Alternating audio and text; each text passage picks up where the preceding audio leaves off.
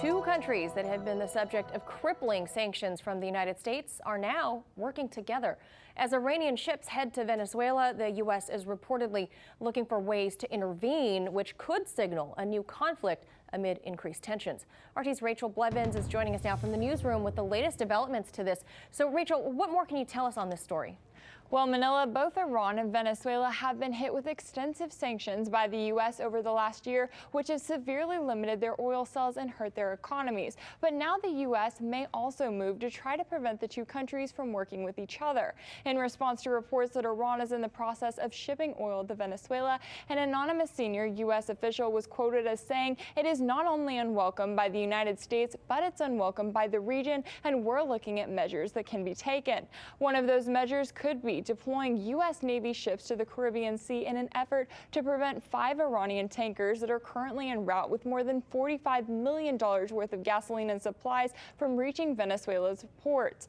Iran's foreign minister submitted a complaint to the United Nations on Sunday, warning that any attempts to disrupt the transfer of oil to Venezuela would be seen as illegal and a form of piracy, and the U.S. would be responsible for the consequences. A spokesperson for Iran's foreign ministry doubled down, arguing that the U.S. cannot dictate the placement of Iran's oil tankers around the world.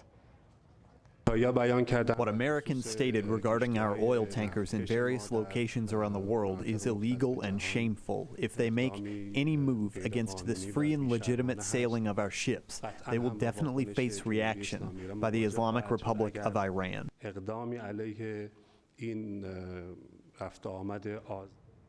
These warnings also come as Iran's supreme leader renewed calls for U.S. troops to withdraw from Iraq and Syria, going as far as to say that if the Americans stay in Iraq and Syria, they will be expelled. Now, it is not clear exactly how the plan to expel U.S. troops would be carried out, but Iran has argued that any presence it has in the countries was requested by their governments, as opposed to the U.S., which has maintained its presence through force. After pulling out of the Iran nuclear deal in May 2018, the Trump administration has continued to implement crippling sanctions, even as other countries have called for the U.S. to show mercy in the midst of a coronavirus outbreak that has led to around 7,000 deaths in Iran.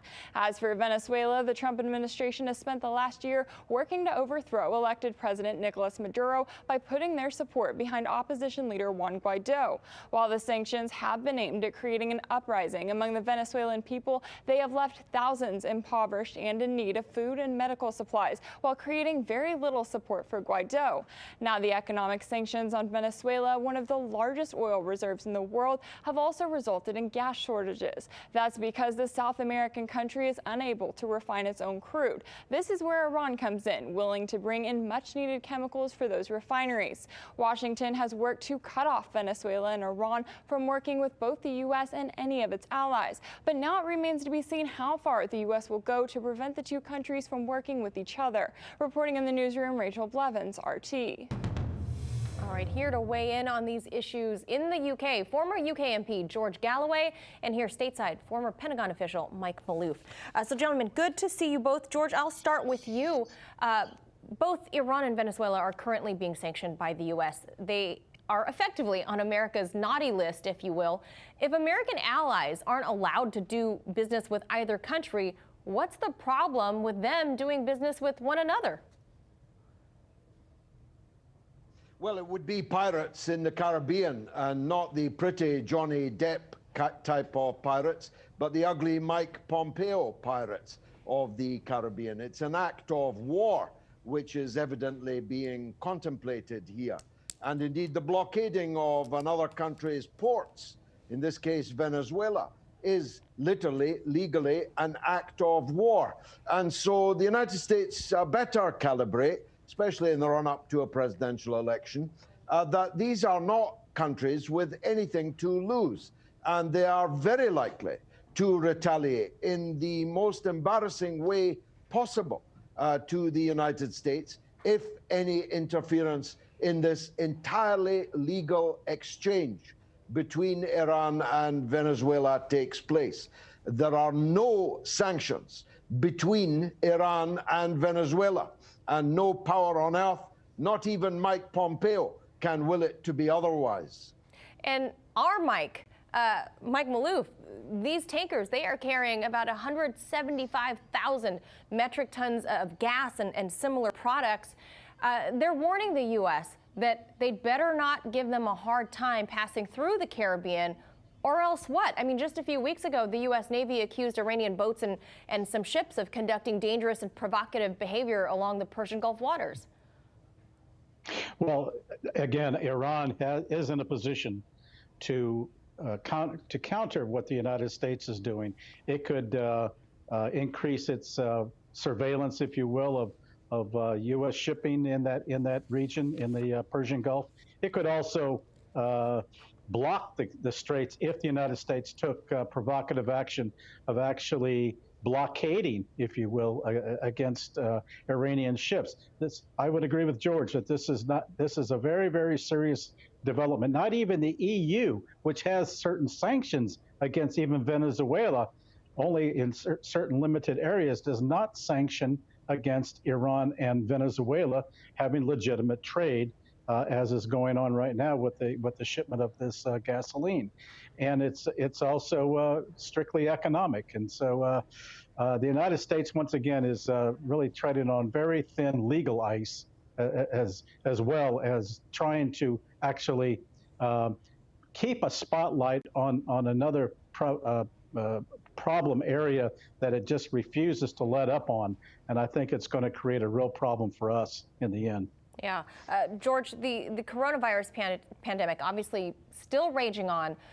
On this diplomatic front, if you can speak to that, is there no temporary truce or like a timeout for countries like Venezuela or Iran so that they can try to save the lives of their own people? No gentleman's agreement? There are no gentlemen involved in this standoff, I'm afraid. The Pope, right at the beginning of the crisis, the United Nations Secretary General, right at the very beginning of the crisis, called for all guns to fall silent around the world and for sanctions to be eased. But the United States has ramped up the sanctions against its perceived allies, its perceived enemies, and of course added new ones. The sanctions against China have morphed into talk of pretty much a run-up to war with China. You've got heavy strategic bombers now in the South China Sea, as well as warships. Your mercenaries are invading Venezuelan sovereign territory. You have frozen illegally the sovereign wealth of Venezuela. And of course, everyone knows that Iran, though suffering mightily in these corona times, has been crushed further by United States sanctions. So no gentleman's agreement, because there ain't no gentleman around, I'm afraid. And Mike, is there any indication from any of these parties, from the U.S., from Iran or Venezuela, that further escalation is not the desired outcome during this pandemic? I mean, given your experience in defense, what's your worst fear to come out of this? Well, I fear the worst. Generally, in my line of business, we used to fear the worst, and it generally turned out to be true.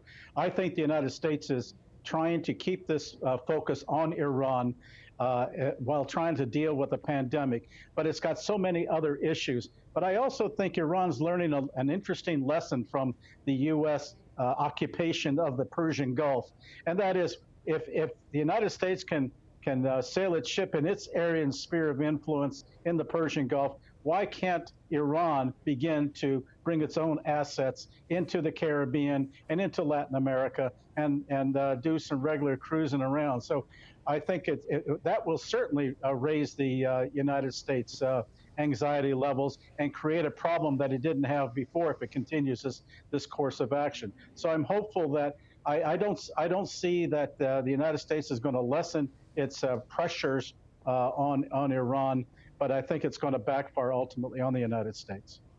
And last word on this for each of you, George, what are you hoping to see evolve from these tankers? Are you hoping they make it to Venezuela safely and they can go about their business and that the U.S. doesn't intervene? Of course, I hope and pray that that is the case, because nobody with a sane mind would want any further escalation. But I've got to tell you that if the United States seizes or blocks these tankers, Iran will do the same in the Persian Gulf. They will blockade other tankers. They will seize them. They will attack them. And some of those might be American. And then we'll be right back into the kind of verge of war, the brink of all-out war that we were a couple of months ago when the United States assassinated the General Soleimani. All right, Mike, last word on this. Yeah, I think Iran will continue its pressure, and if the United States were to make an attempt to stop these ships at Med-Sea, that will in effect be a declaration of war. That is recognized in international law, but I think that they will continue to be. Iran will continue to do what it wants to do. Some references are made to the time that the Brits stopped an Iranian oil tanker and had it seized. But this is different. That was against, they thought, going to Syria, which was sanctioned by the UN. You don't have any of that here. And I think that the United States, again, would be involved in piracy if it undertook action on the high seas against those Iranian ships. Yeah, certainly would be unprecedented if any of that happened. George Galloway, Mike Maloof, appreciate your time. Thank you.